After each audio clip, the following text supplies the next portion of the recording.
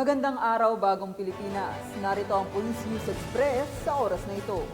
Nagbigay na ng pahayagan Chief ng Public Information Office na si Police Colonel Dean Fajardo ng Philippine National Police tungkol sa pinakabagong update kaugnay ng dismissed mayor ng Banban na si Alice Guo. Inihayag ni Police Colonel Fajardo na ang Regional Trial Court Branch 109 sa Tarlac ay naglabas ng warrant of arrest laban sa dating alkalde.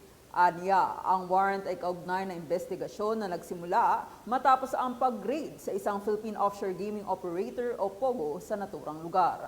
Ayon pa sa mga ulat, ibinigay niya umano ang lahat ng lisensya at permit sa Baufo Compound, ang pinakamalaking POGO hub sa Bamban, Tarlac, sa pamamagitan ng kanyang koneksyon at kapangyarihan na nagresulta sa pagsampa ng kaso ng Department of the Interior and Local Government o DILG laban sa kanya. Nagkaroon ng paglabag sa Section 3 para in Republic Act No. 3019 o mas kilala bilang Anti-Graft and Corrupt Practices Act of 1960 na may kaukulang multa na 70,000 piso at pati na rin ang posibilidad na may karagdagang multa na aabot sa halagang nabanggit na napakapailalim sa kaparehong batas. Ayon kay Police Colonel Fajardo, dadaan rin sa normal na proseso ng paglilitis si Guo tulad ng karaniwang pamamaraan sa paghawak ng nasabing kaso. Samantala, ang pahayag na ito ay nagbibigay linaw sa mga hakbang na isinasagawa ng PNP upang tiyakin ang makatarungang pagpoproseso ng batas sa ating bansa. Ngayong araw po ay naglabas na po ang Regional Trial Court po ng Branch 109 po ng Capas Tarlac ng warrant of arrest against po kay Alice Guo.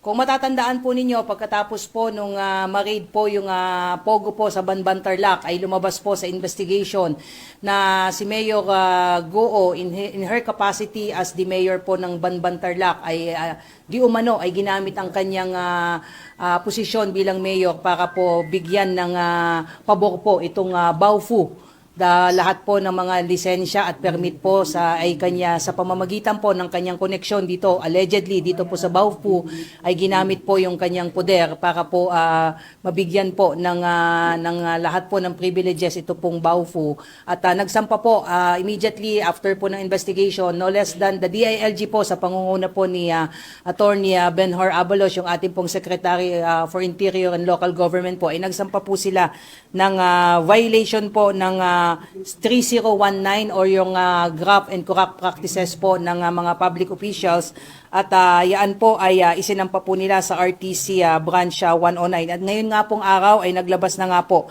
ng warrant of arrest po ang RTC for violation po ng Section 3E of RA 3019 as amended. Ang pinataw po na bail po ay 90,000.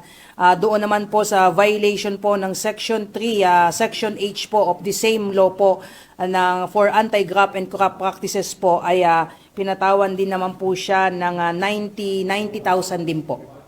At para sa iba pang napapanahong balitang pampulisya, laging tumutok sa Police News Network. Alagad ng batas, tagataguyod ng balitang pulis.